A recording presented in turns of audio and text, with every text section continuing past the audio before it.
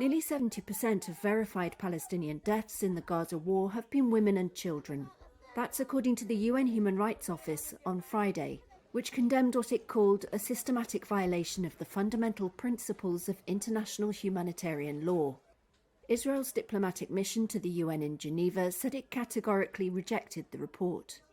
The UN tally since the start of the war, in which Israel's military is fighting Hamas militants, includes only fatalities it has managed to verify with 3 sources. And counting continues.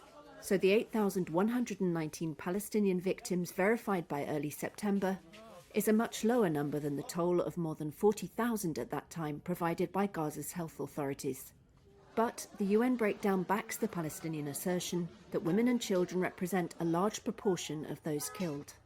Jeremy Lawrence, spokesperson for the UN High Commissioner for Human Rights, said in many instances the killings of civilians could amount to war crimes.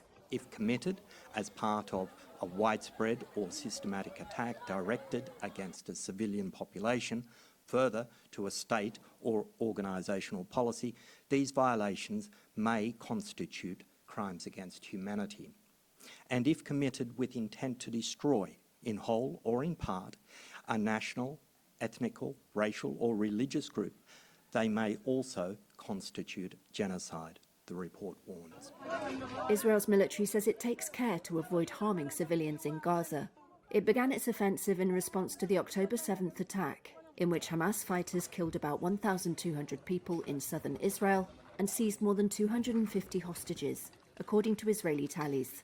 Friday's 32-page UN report found that in 88% of cases, 5 or more people were killed in the same attack, pointing to the Israeli military's use of weapons with an effect across a wide area, although it said some may have been killed by errant projectiles from Palestinian armed groups.